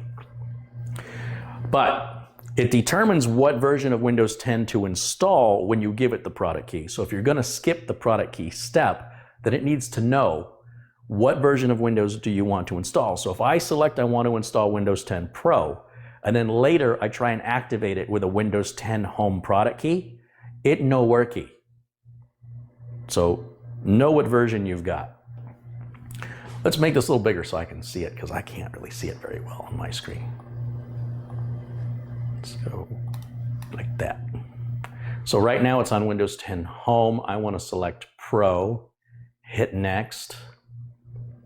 It's going to ask where I want to install it. Well, probably going to bring me an end user license agreement, yeah, which you have no choice. You know, be sure and read all that because we're going to test you on it tomorrow at noon. Okay, did you get all that? And then click next. We're going to do custom. Always choose custom. And you'll see there's only one drive that we can install to. That's drive 0, which is 2 terabytes in size. That is our Samsung 970 Plus 2 terabyte solid state NVMe M.2. Yes, that was all English I just spoke. We'll hit next and just let it do its thing. Windows is going to automatically partition, format, and then install Windows 10 on this drive. And it's going to be, I predict, an incredibly fast install. All right, so here it wants to know our geographic location. And I can't see it, so let's go big on this one more time so I can read it. Yeah, United States, America. US keyboard. Do I want a second keyboard layout for another language? Nope. Let's connect you to a network. I don't have Ethernet. See that? It's hidden. Be like, oh, it won't let me go for it. Yeah, you have to read your screen. They hide it, but you got to look for it. Same thing here. Look at the bottom. Your eyes should immediately be drawn to fine print when you get stuff like this. Continue with limited setup. Yeah, it's limited, all right. Limited to my freedom. All right. Here we need to put a username in. I guess we're going to use, we'll put Madi's name in here, I guess. Is that what we're doing, Madi? I think we're putting Madi's name. There's Madi. No password. We'll just let the user configure that at another time. I'm going to say no to this. And all these features I'm changing right now, these can be changed by the user when they receive the computer. Nothing I'm doing is permanent here. Like I turn all this stuff off. Now, if you see this, what we call the elevator bar or the scroll bar here, you can also hold the control button down on the keyboard and roll your mouse wheel, and you can make that smaller or bigger. Wait, that's not what I wanted to do. Yeah, well anyway, you can do that and you can make this fit on your screen, that's what I'm saying. So I've turned everything off. Location actually is useful to leave on. I'm gonna leave location on, that way it can auto set the time zone for me. And then that's it. I don't know how long that took to install, but I think it was pretty quick. So it's just doing a few final things and, well, it's doing that. We'll just put this right up here. So let's plug it into the network and start getting these Windows 10 updates. Now you've noticed I have a Wi-Fi card I still have to put in. I've got the fans I still have to hook up. I'm done with this flash drive, so this can come out. We'll plug the network cable in here. And the reason I'm doing this is to make sure everything's working correctly. Let's say, for example, Windows 10 gets an error on install. Well, all those parts I haven't hooked up yet, I don't have to diagnose those as being part of the problem. So I'm trying to do as much as possible to ensure that everything I've done so far is correct. And if there is a problem, there's fewer parts to diagnose. So we're going to do Windows updates by hand. Now it's going to automatically do them anyway, but we're going to force it. We're just going to go right under here. And we're going to check updates right there. I just wish I could read my screen. It's too small for me. Let's bring it up a little bit. Oh yeah. Yeah, it's got some stuff to do. So we'll let that work. All right. The next thing we can do here would be either to install the graphics card or the Wi-Fi card. Now I'm going to save the Wi-Fi card for last. I also have the rest of the cabling to hook up. So I guess let's do that first. Let's get the rest of these front port umbilicals hooked up because they're pretty straightforward. Let me just unplug everything. Make sure that we unplug everything. Safety first. There's my Windows 10 flash drive. It's going to go back here for the next build. And we'll bring this around and see what we have here to hook up. It's an RGB lighting adapter if you want to add more RGB lights. This is our USB 3.0. It's a blue cable here. And here on the motherboard, we've got a spot for the USB 3.0 right here. And right below the second RAM slot, there's a USB 3.1 plug, real small. Pretty different looking. If you're not familiar with it, it's the new Type-C connector. And we can do both of those right now. So I'm going to start by taking the USB 3 header here. I just want to make sure I get it untangled from the rest of these cables. Figure out the cleanest way I can run it so that it looks, so the cable management will be easier and it's going to look good. Remember, I got to bring it in through here, so we want to come in through this wiring grommet, which is just below the power cable. And I have to decide if I want to run this behind. Yeah, I guess that makes sense. And then we'll run it right through there, like so. Bring this back around. And it only plugs in one direction. It's keyed. It has a notch that's got to line up, which is this way. And there's no clip or anything. It's a friction fit. You plug it in, you might hear it click. And give it a light tug.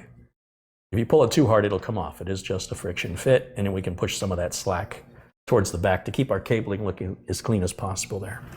Coming back around, remember I was talking about that USB 3.1, and that looks like this cable right here. It's kind of a funky looking cable here.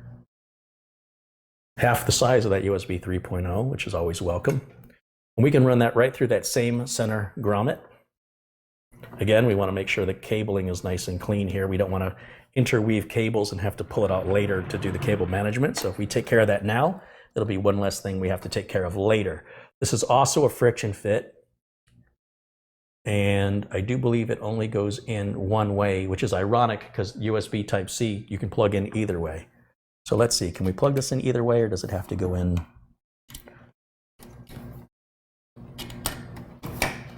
So it plugs in that way. Does it plug in this way?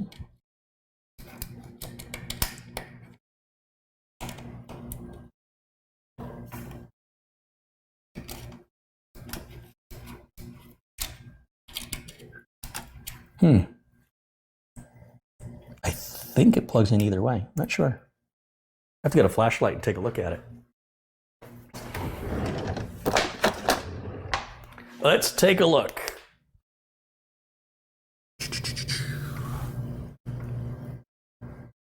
Yeah, I think that'll plug in either way. Just for some reason, I'm having a little trouble getting it aligned. Or maybe not. It just doesn't want to go in that way. Let's turn it this way. Well, I'm not sure. I think it'll plug in either way. Logically, it should, right? If this end can plug in either way, that end should plug in either way.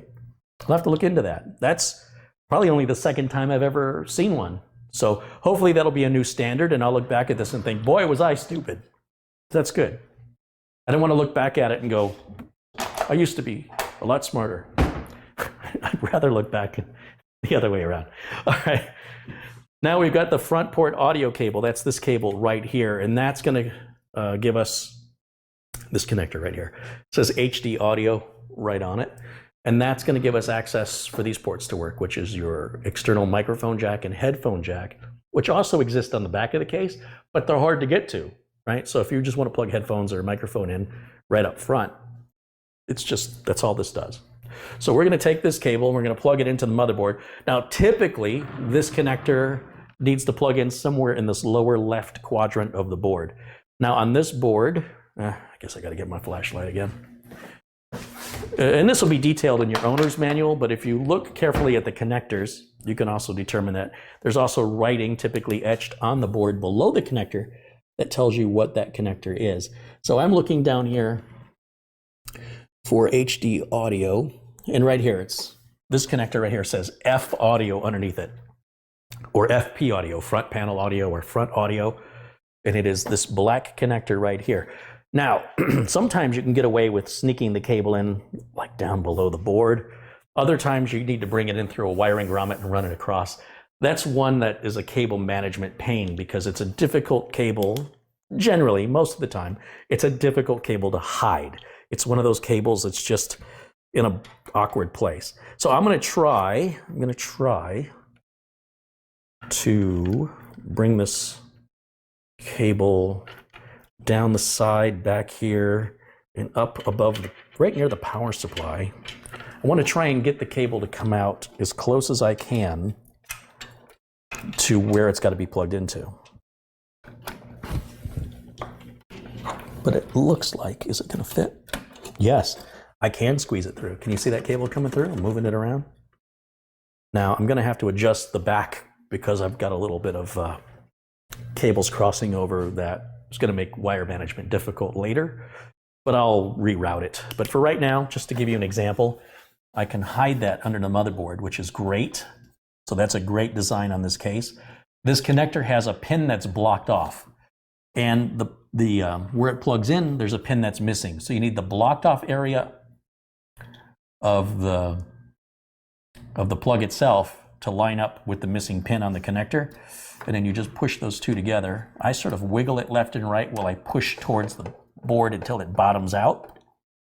And that's it. Again, there's no clip, and it will only go in one way. That's why that pin is blocked. If you flip it 180 degrees, there's a pin in the way and it can't go through because the hole is blocked. Forces you to flip it the other way or it ain't going on. All right, do we have any other cables left? There's that same RGB, and this is power. Now, most cases are not going to have this. This is unique to this case. And what this SATA power connector is going to do is it's going to provide power to the fan header right here, which again is something most cases don't have. I want to get this SATA connector hooked up, this power connector, and I also need to get the power connectors out for the graphics card to have that ready. So in the bag that came with our Seasonic power supply, we have all of our spare cables in here. And I want to take out a SATA power cable and a PCIe power cable. So this is PCIe. You know how I know that? It's not because I'm smart. It's because it says, what does that say right there? That's how I know. Okay. And I also know what it looks like when I see one, but after you do it a few times, it's not a big deal. That's just memory. That's not intelligence. Now this is the SATA cable that we want for powering. You would use this if you were putting a DVD player in, which this case can't have, or a 2.5-inch solid state drive, or a hard disk drive, or anything else that would take a standard SATA connector. And the rest of these, we still have a number of cables left over. This is for stuff that the end user may want at some point in the future as they expand or change the machine to different hardware. The power supply manufacturer doesn't know how much stuff you're planning to hook up, so they give you all the cables that they deem reasonable, and then you can buy more cables if need be. If there's room on the back of the power supply for it, you can go to Amazon or the power supply manufacturer. You can even buy custom cables, you know, if you want them a certain color or a certain length, you can do all that. Money talks, so. And I can also plug in our video card cable. So this is the video card power cable right here. Now, with regards to the SATA cable, it doesn't matter which of these 4 connectors I use. And I want the SATA power adapter right here. And, you know, what I could do, you know, when I think about cable management is I could sort of wire tie that up and jam it down in here. Nobody's ever going to see it. And just use the end connector for that reason. This only plugs in one direction. There's no way you can get it wrong. Now the fans and RGB lighting are hooked up. That's how easy that was. And then with regards to the video card power, same exact situation here. There's a connector that says, there's 2 connectors that say PCIe. Those go to the video card. And this connector says PSU. That's the end that goes to the power supply. Wherever this fits on the back of the power supply, and it'll have numerous places, is the right place. So you just pick the one that is, you know, either easiest for you to reach or the one that's going to give you the best looking cable management. And that's all I do. I just try and pick, you know, like if I go into this power supply and I plug into the one that's easiest to reach, then I have to go back in here later to add another plug. This will be in my way. So if I move it over now, that means in the future, see, I'm thinking ahead. In the future, if myself or the end user want to add another power cable to it, they don't have to move anything. So that end's plugged in, and then this will go right to the graphics card. Now we can come up from the bottom through here for providing power, but for right now, I'm gonna, just because it's easier, I'm gonna come in through that wiring grommet right there. And then I will work on ultimately where I end up keeping this power cable. When the build is finished and tested and I know that everything works, the very last thing I do before I put the panels on is I clean up all the cabling. But there's no sense trying to do your cable management before you even know if you have to take the whole thing apart to fix it or to address any problems. And that's why you save it for last, unless you just like working a lot, redoing the same thing over and over, which I'm not a fan of. Now, somehow this box opens.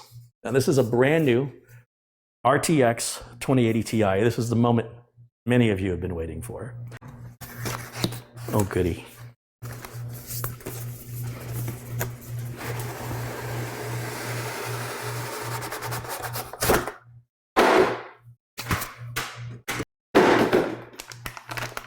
Okay, anti-static bag.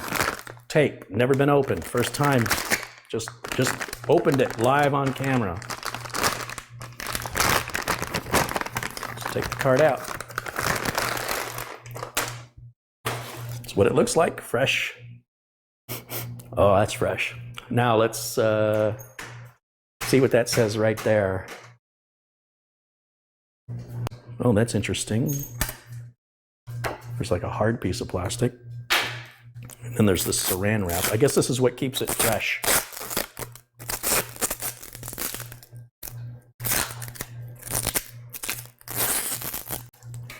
There's 2 8-pin connectors. That's the maximum a video card can have. You know this sucker is going to want a lot of power when you see those 2 connectors. We've got a back plate on here, which is a nice feature. So when you handle this, it's always great to handle it by the sides like you see me handle it. You don't have to worry about touching anything on the back because it's all protected. And then we've got a protective cover here on the bottom, which we can remove. And now we can plug that in. I always use and recommend that you follow using the very topmost slot. That is traditionally the fastest slot on your motherboard. universally speaking. There are exceptions, but that right there is always where you want to install your card, unless you have, for example, an inverse motherboard, in which case it would be the bottom slot. I have to figure out where this card's going to go, so when I look at where this is going to align, there is a tiny slot at the top. So we are not going to take out that first slot cover. We're going to go to the second and third one and take out these thumb screws. There's one. And there's the other one. Now these go into the motherboard box and the customer gets them in case at some point they change the video card, and who knows, maybe video cards get really powerful and really tiny and they need to cover one of those up, or something changes and they don't even want a discrete graphics and they're going to use, maybe the card dies, they can't afford a new one, it's 5 or 6 years from now, whatever, it's out of warranty. They're like, I don't even use this machine for gaming, or I'm going to give it to somebody who's not using it for gaming. And so if we pull the video card out and use the onboard video, then they have a working machine. But I don't want to give it to them with holes in the back, and we can put these back on. Winston Anglu just contributed $2. Thank you, Winston. Now, before I put the graphics card in, this connector here is the same as the one above it, but I'm showing you this one because it's closer to your view. I want to make sure that that little plastic retention lever is open on the top slot, which is where I'm going to go. Turn the card, oh, there's another cover right here, I just realized. Take that cover off of there. That's a weird thing because there's no purpose for that.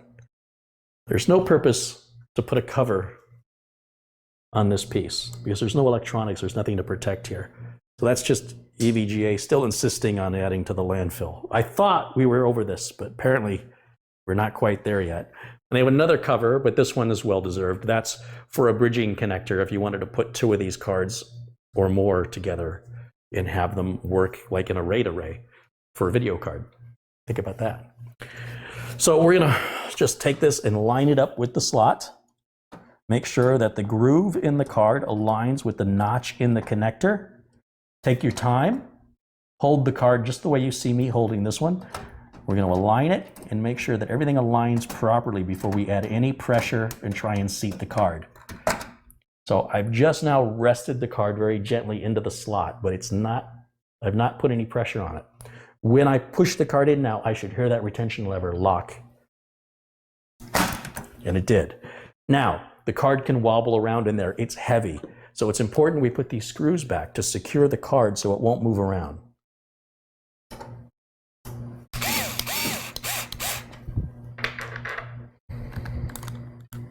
Here we go. I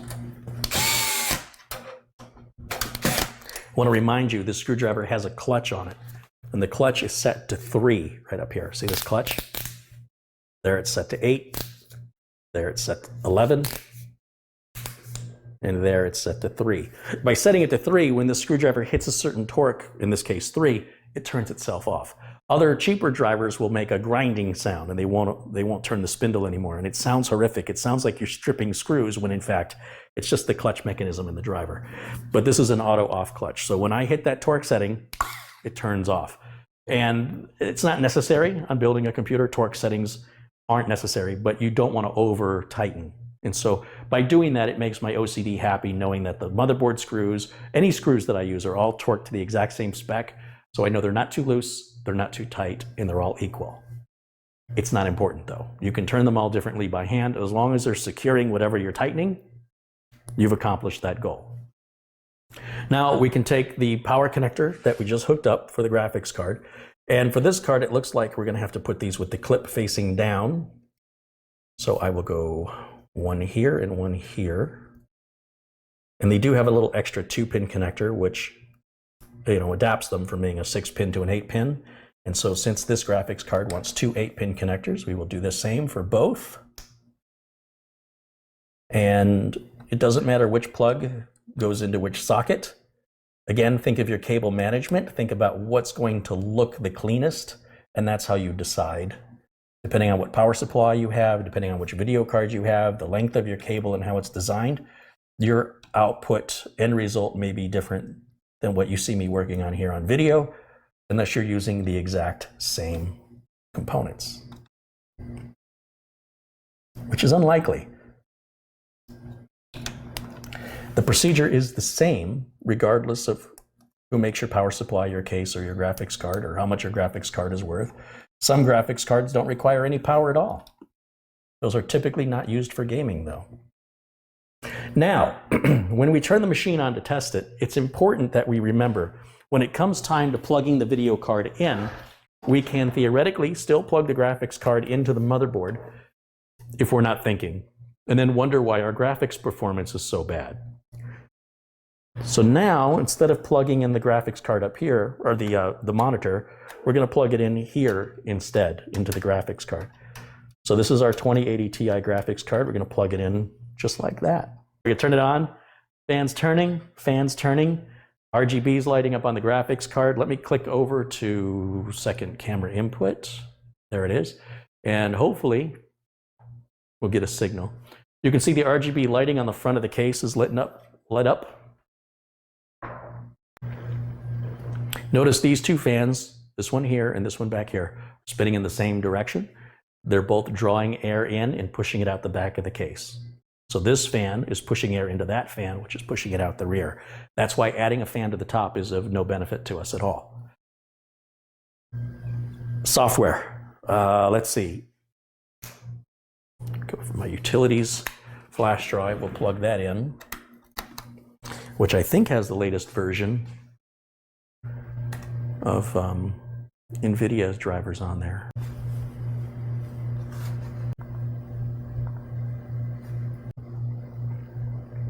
Oh, there goes our driver. That's good. Now let's go to the Samsung Magician software, and let's install that.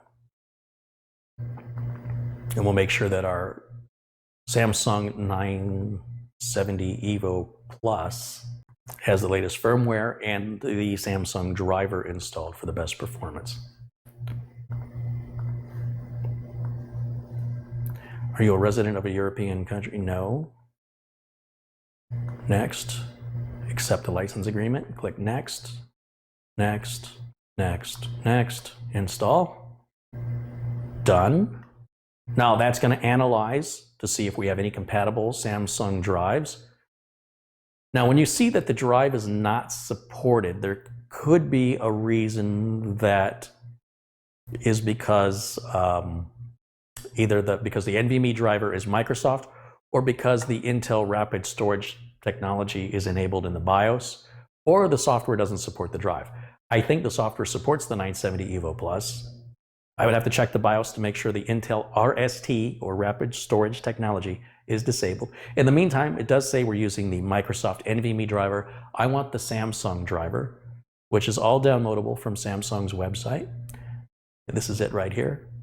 And after we install this, which just takes a moment, it's going to want to reboot for that driver to take over. You cannot change a tire on a moving car. You've got to stop the car. So for us to drive on these tires, we got to reboot. And now let's bring up the Samsung Magician software. If I use the correct mouse. There it is. So this whole thing, drive is not supported. We're going to talk about that in a minute. Here we've got the interface is PCIe generation 3 × 4 is the speed. That is also referred to, in this case, NVMe. Now I'm running a driver that's actually newer than what NVIDIA is telling me. NVIDIA wants me to install their WHQL driver, which is one version behind this one. So I'm going to ignore this. This is pretty unusual that that happens. The security thing has a little exclamation point. If I click on that, I can just dismiss that, and that gets rid of it. Doesn't just bothers my OCD. It doesn't really change anything that matters. And then let's see. Let's look in the BIOS. Let me restart and go into the BIOS. And let's see if the Intel Rapid Storage technology driver is installed, or enabled, I mean. I'm going to just hit delete over and over and over again right now to enter the BIOS. I want to load the classic version, which is F2. And I want to go to, I think it's peripherals. Is it NVMe configuration? No. It's in here somewhere.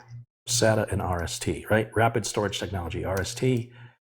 SATA controllers enabled. I don't see where Intel RST is.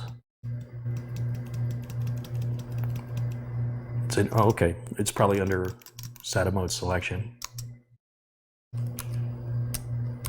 Yeah, so Intel RST is not the problem, so that's fine. We're going to leave that in EHCI.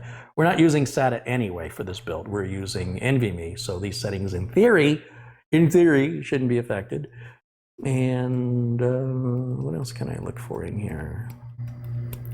We could turn XMP on if we want to, the extreme memory profile.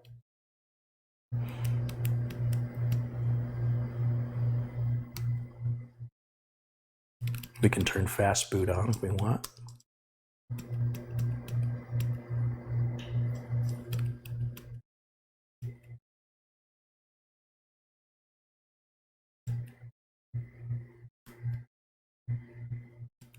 Easy RAID should be off. If you want the LEDs in the system power on state on or off, you can set that. LEDs in sleep or hibernation, turn them on or off because that drives people crazy.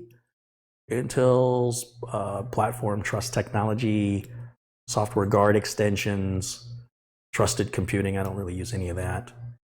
Everything else here looks okay. We can turn off the internal graphics. Right now it's on auto.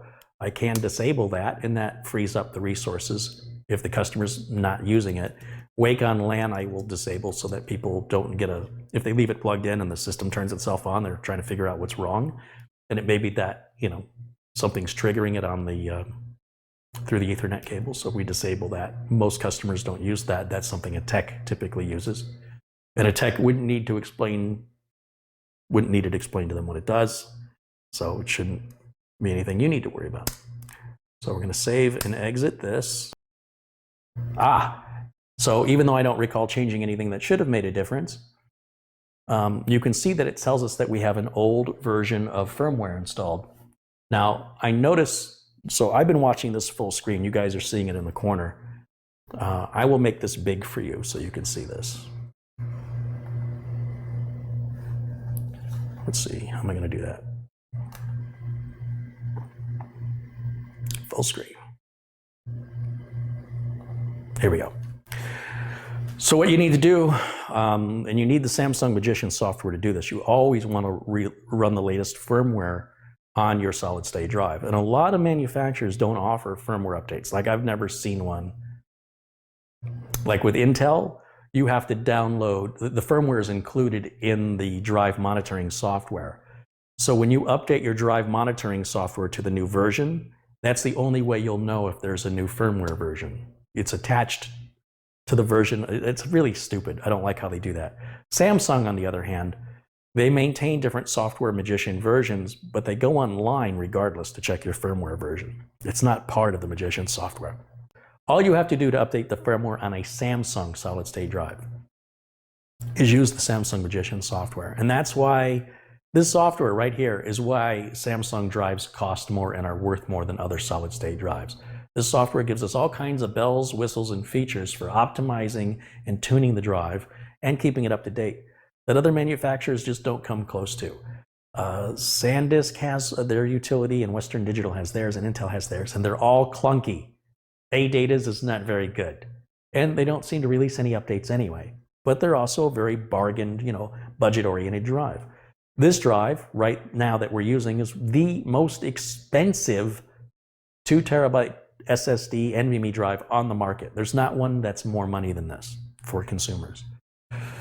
As a result, you get a lot of bells, whistles, and features you just don't get on a budget drive. And here it goes. Updating, it's downloading the update, it's applying it, and once again, when it's done, we have to restart the computer. We have to. Because when the update is done, it looks like a whole different model of solid state drive to Windows.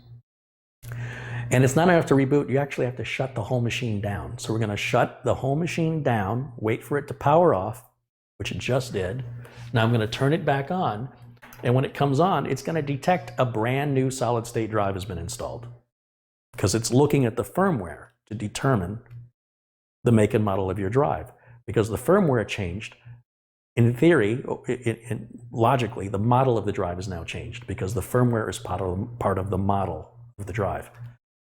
Now, with the latest firmware installed, having the latest video card driver installed, we can now begin to do some testing. First thing I want to test is the performance of this solid-state drive. So for that, I like to use a utility called Crystal Disk Mark, which is free, and I always use the portable version of it. I have it right here, and I run Disk Mark 64. I'm going to close this window so it doesn't get in our way, so we can watch these numbers. 3558.1.8. Notice it's going through 5 different tests up here, and it'll average out the best of 5. Right? Or not average out. I think it'll give us the highest number of the 5 tests. Looks like, yeah, maybe it is an average, because I think we were, I don't know. 3569.1. It's pretty good. Now, these other tests will also be impressive, but I don't really pay much attention to these. It's going to do all the read tests first, doing 5 of each one. Then it's going to come over here to the, oh my gosh, look at that number. Then it's going to come over here onto the writing side, and we're going to do the same tests again, and we're going to compare read speed to write speed. Now, while we do the test, I'm just going to take a look at the power meter. Right now, we are drawing 100 watts, 82 watts, 41 watts. We are barely drawing any power at all. 70 watts of power is all this thing is sipping. So we have 650, we're only using 70. Think of it like horsepower on a car. You got a 650 horsepower car, but you're just not slamming the pedal down to the floor, and you're only using 70 horsepower on average. Doesn't hurt anything, except maybe your insurance rates and cost of repair. 39 watts of power, 41, 57. This thing is just barely using any power at all right now. And that's powered through that graphics card using that 9900K CPU. Now let's take a look at what these write speeds are going to be. Wow, okay. That's really good. That's really, really, really good. That is smoking fast. That's incredible. Yeah, I think I'm pretty sure that outperforms the Pro version of the drive. Now, that's a $500 solid state drive. Well, 400 and change, maybe 450. It's a very expensive, oh my gosh, look at those numbers. Holy smokes. It's pretty unusual to see write speeds exceed the read speeds on a solid state drive. And that's far exceeded them on that test. Wow. And it's still going. It's already full screen for you. Let's go to the PC testing software folder. Let's bring up the hardware monitor and let's see what temps we're running right now, just under idle conditions. What are we sitting at? We're sitting at, right now, the 30 degrees Celsius range. So that you can see that Mugen 5 is keeping this CPU very cool. These are our current temperatures on all this cores. This is an 8-core chip with the full package temperature being the top number here. This is the minimum, the coolest it has run, and this is the hottest or the maximum it has hit, well, since we just booted it. Not in the history, just now since this boot. So I'm going to go back over to this window. We're going to run Prime 95, which is right here. I always run version 26.6. The newer versions of Prime 95 put an unrealistic workload on the chip, which will probably cause it to overheat and have you panic. So we're going to run 26.6, in this case it's build 3, and just go with the defaults and hit OK. And then we can watch our temps over here. And I'm going to grab my timer so we can let this run for 15 full minutes, or if it hits or exceeds 85 degrees, if it exceeds, not hits, if it exceeds 85 degrees centigrade, I'm going to stop the test early. Okay, so I started this timer just a little bit late. And we'll keep an eye on that. All right, 14 minutes, 49 seconds. Remember, I did start this late. We've already exceeded 15 minutes at this point. Now, I know the test gets more intense between 15 minutes and 16 minutes. So out of curiosity, I'm going to let it go you hit 16 minutes. I don't normally do that, but I did it in the last video, and I think I'll do it again just to see it ramp up, just to see what we do. That is an amazing cooler for $47.99. Look how well it's doing on an Intel i9 9900K. Scythe is not a sponsor, though I would like them to be one. Is anybody from Scythe watching? I like your coolers. I use them a lot. All right, we're going to 16 minutes right now, and we're breaking 80 degrees centigrade. Let's take a look. 84, 85. We are peaking out. We're at 16 and a half minutes, right? Because I started this a good 15 or 20 seconds late. And you can see the timer and where we're at. I mean, it doesn't get much better than that. Why would you waste money on a liquid cooler that you're going to have to replace for 4 or 5 years when your pump dies, when this does just fine with no maintenance? The worst thing that'll happen is you might have to change that fan at some point. Maybe change your thermal compound, but you'd still have to do that on a liquid cooler anyway. So if you're not overclocking it, it's just a waste of money, and it adds complexity and cost to your build that's no benefit whatsoever, unless you're overclocking it. So there you go. So let me hit, I think it's F9 to run the test. There we go. Benchmark is running. Now, what sort of power consumption are we using? Anybody want to guess? 333 watts right now is what we're drawing from the wall. 333 watts. I'm over here and I'm looking at my kilowatt power meter, which you can buy on Amazon for about 20 bucks. And it'll tell you how much power is being drawn from anything plugged into it. So you don't have to wonder. There's all this magic electrostatic discharge and magic power consumption. And it's all based on, for the most part on the internet, people's imaginations. But this is evidence, this is fact, this is really happening, this is reality. This is again, a benchmark pushing the frames per second. It's running at 1080 resolution. Obviously, you can go much higher than that with this card. You could run it on multiple monitors. However, in order for your benchmarks to mean anything, you have to run the same benchmarks across all platforms. You can't change the benchmark because you're running better hardware unless you want to compare nothing but better hardware and say dismiss these benchmarks for anything under a certain level of graphics card. It really starts to overcomplicate, in my opinion. So we're still at 333 watts. It's bouncing around a little bit between 320 and 340. Right now, I just want to look at those benchmark numbers. They're too far away for me to read them. Holy smokes, those are fantastic numbers. Nice. And there is another benchmark we can run specifically for ray tracing on the 2080 Ti. Maybe that might be worth checking out because I've never seen it before. I've seen pictures of it, but I've never actually run it myself. I'm going to stop that timer. Let's take a look. We're going to run this. Again, default value is exactly the same. Bring back the Heaven benchmark, run it full screen.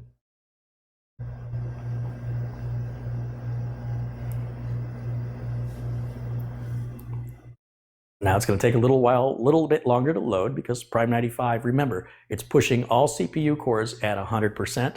And now we're going to run the benchmark right now.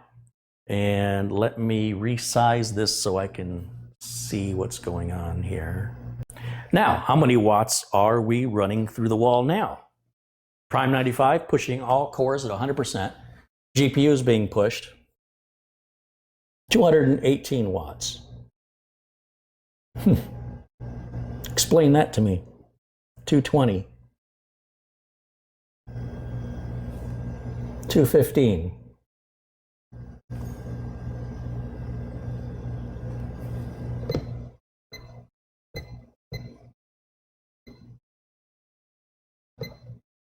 $216. It's 100 watts less. Somebody explain that one to me.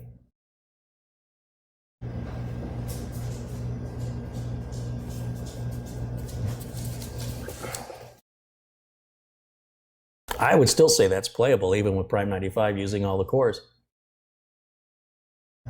System is remaining very, very quiet.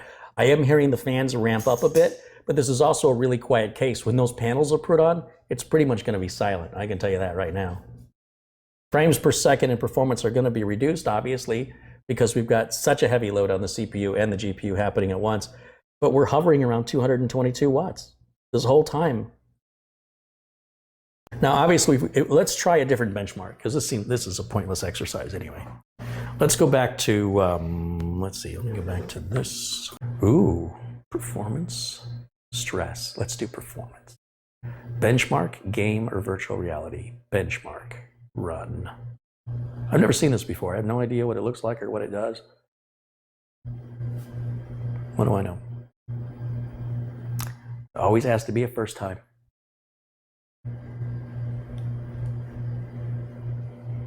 And then once you get used to it, they're going to change it. So. Ooh, that's kind of cool. I like how it does that. All right, let's see what kind of power draw we got from the wall right now. Since this is so much more intense. 343 watts, 327, 330. We're right back in that 330 range.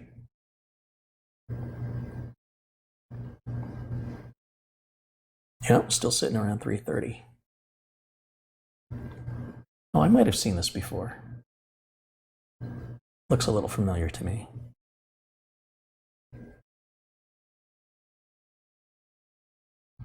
$319. Now you can see the numbers.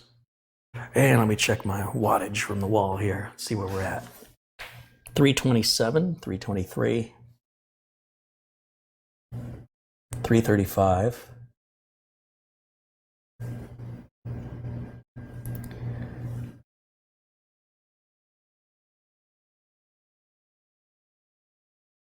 $334.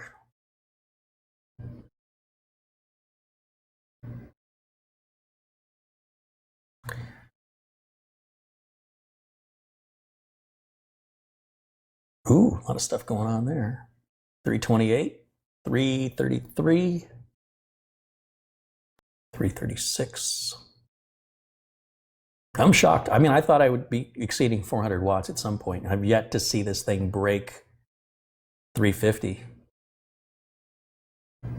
Yeah, we're done. It never broke 350. Wattage just dropped.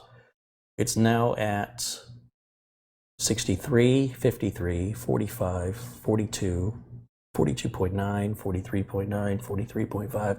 Pretty idle, right in the low 40 watt range right now. There's the benchmark results. If you want to download that test and run it on your rig and compare, you can see everything I've done here live. You can replicate it. Again, all the software is free. A couple of things are left to do on the system, and that's going to include putting the Wi-Fi card in. I've got to put a code, an activation code, and activate Windows 10. And there's probably some software we can install for the RGB lighting, I'm guessing. So when it comes to installing the Wi-Fi card, it's a very painless and simple procedure to install. We can put a Wi-Fi card in through USB, or we can put it into the PCI Express. The problem you're going to have with a high-performance Wi-Fi card is the limitation of the speed of your USB port. You can't go any faster than that. So you can get the best USB Wi-Fi adapter and plug it into a USB 2 port, and it's only going to, even if it connects at these super high speeds, it's not going to be able to transfer the data any faster than USB 2 can move data. So you want to be using USB 3 or 3.1, and even then, with a high enough performance Wi-Fi adapter, it may exceed the bandwidth of that USB port if you're sharing it with anything. So if you don't want to worry about any of that, you go with an internal Wi-Fi card. So what I've got here is the ASUS, this is the PC, what do I call it? The PCIe AC88. And you'll see it's got this antenna base, which is magnetized. I like that because you can just stick it right onto the side of your case, on top or on the edge. Just, it's a very strong magnet. It's got 4 antennas on it, as you can see in this picture right here. And they're adjustable so you get the best signal possible. The card is very easy to install. This is a picture of the card right here, and you just plug it into any available slot that will fit in, and Windows 10 will even load the driver for you automatically. It's the easiest install. It's really super easy. So inside of the box, got our 4 antennas here. Now, I will not ship these with the antennas attached, just like ASUS did not ship this card with the antennas attached. They're easily damaged and broken in shipping. There's also a little low profile slot cover. So if you want to put this into like a 1U or 2U rack mount, that's what that's for. So we won't use that. There's a driver disk, which we won't use because the driver should install automatically in Windows 10. And then there's instructions and warranty, which again, we won't really need any of that. It'll go in the motherboard box for reference to the customer. And that's all that's in the box. This, as I mentioned, this is magnetic, but the case is apparently aluminum, so it's not sticking. Oh, it's metal there. It's grabbing it there. These 4 cables are going to plug into the end of this card. And then these antennas can be plugged into the base. Or if you really want to, if you don't want to use the base, you can plug the antennas directly on the back of the card if you want to. It's your choice. This is optional. You don't have to use it. I recommend using it because it just gives you a lot more options with regards to adjustment for the best signal strength. And when you have an antenna sticking out the back of the computer, it may prevent you from pushing the computer back against the wall. And it's not an ideal location for the antennas to be blocked between a wall and the back of your computer. Try to reach the radio signal coming from the router.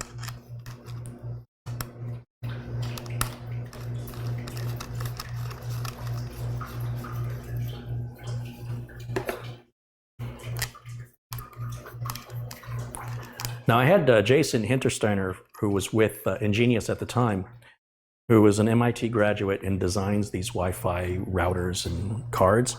And he explained it doesn't really matter how you use these antennas, but they should all be equally distant from each other. So in other words, if you were to turn one like this, then turn them all like that for the best signal strength. They should be an equal distance from one another for the best, so they should all be, you shouldn't have one up and one down and this one, you know, this way. He says that actually is worse for your signal. So in this case, just leaving it with the default, leave them all straight up. Same on the router. Keep equal distance between all 4 antennas, and you'll find you'll have a stronger signal for that. So I'm going to just set this here for right now. Now we have a choice on where we can put the Wi-Fi card. We can put it at the very top if we want to, or we can also lower it down. Any of the slots on this motherboard will work. The big slots or the little slots. Even though it's a little connector, it will work in the big slots or the little slots. There is some plastic on here that has to come off. And it's got a big heat sink on it because it's fast and it gets hot. Now, if we jam this up here in this top slot, it's a tight fit and it sort of interferes with the radiator and the CPU cooling, and the card's going to get hot. It's just not an ideal location. The cabling will be clean, you know, putting it on the back right here would be where it would go if we put it there. And that keeps the cabling from interfering with the video cables. However, the heat is awfully strong in that area, so I can put it on the very bottom slot. That's a 16X slot, even though that's just a 2X connector, but it'll fit right in there, no problem, and it'll work just fine. It may just be wasting a 16X slot that you might want to use for a bigger card later, but you can always move it later. There is a little 1X or 2X slot, right here, which appears to be the second one up, and that's the one I would use just because I can, and that would put it right here.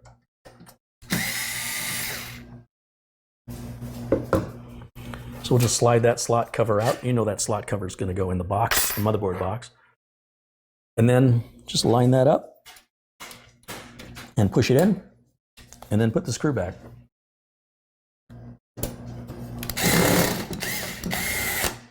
That's it. Job done. We've installed the Wi-Fi card. So let's get this turned on. You will see the front and rear fans are turning because they are hooked up.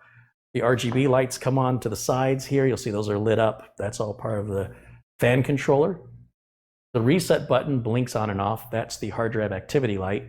And down in the corner there, I guess it's over here, right there, you'll see it's already booted into the desktop, and it will be loading the Wi-Fi driver in just a moment. In fact, I can probably go full screen on that now.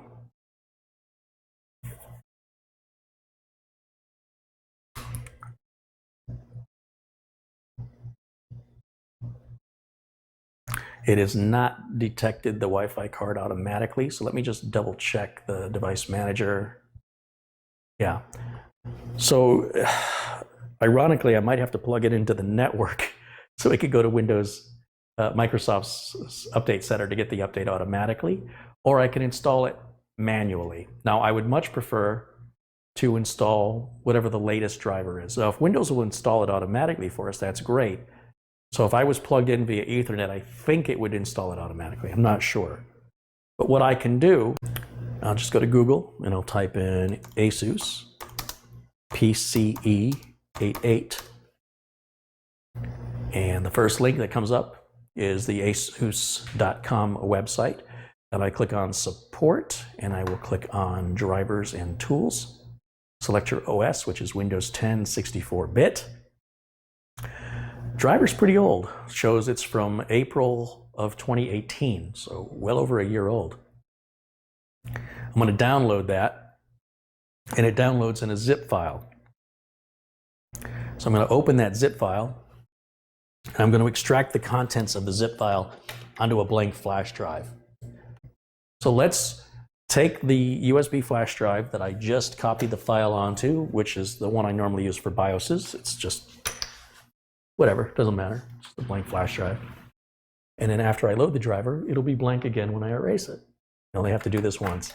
So we'll plug that in, the light goes red back here. And then let's switch us back over now to this feed. And let's go to the yellow folder here. And then we'll go to the D drive, which is the 2 gig flash drive. That's the extracted zip file. Driver setup is what I want. There should be a setup somewhere in here. There it is, setup.exe. Double click on that. We'll run it right from the flash drive. Don't have to copy anything. English, yes. United States, yes.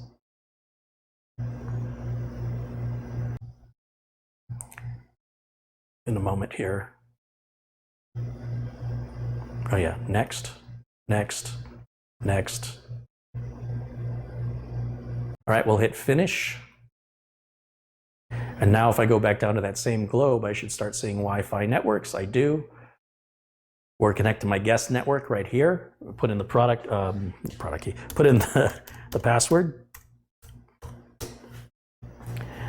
And it's a guest network, so nobody can see any files or shares. It says we're connected and secured. And now I should be able to browse the web. It should just work.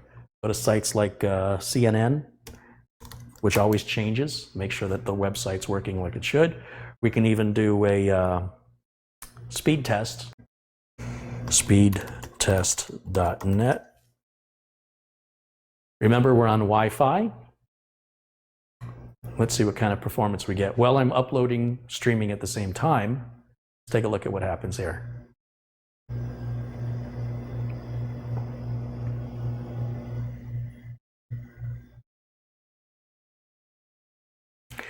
Now, yes, you will see this IP address down below, submitted by Cox. This is the currently assigned IP address. And those of you who would like to attack me can go right ahead because this changes daily. I'm set up with a dynamic IP, so it doesn't matter if I expose what the IP is. It doesn't put me at risk at all. There's the upload and download speeds. Now, I will tell you from experience that whether I am wired or wireless, these numbers are the same. That's how fast the Wi-Fi is. It's much, much faster than my internet connection. And that's all there was to installing the Wi-Fi card. It's just that quick, nothing to it. And with that done, we can shut this machine back down. And you see it's whisper quiet. It's a silent machine. Very happy with the performance on it. Well, I'll show this when it's all with all the cable management done and the panels back on it. We'll give you one last shot of what the completed system looks like so that my sister in editing can piece all that together into one video. And those who don't want the chit chat can watch the edited video of just the build process.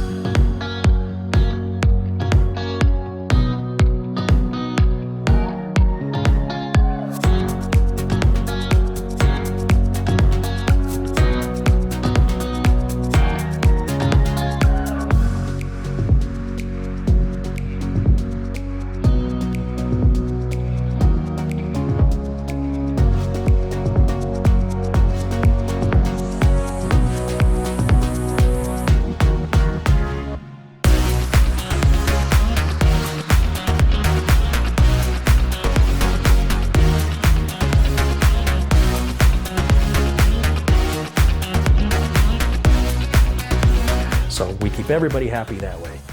Thank you so much for watching. I will see you all again very, very soon. Until then, bye for now.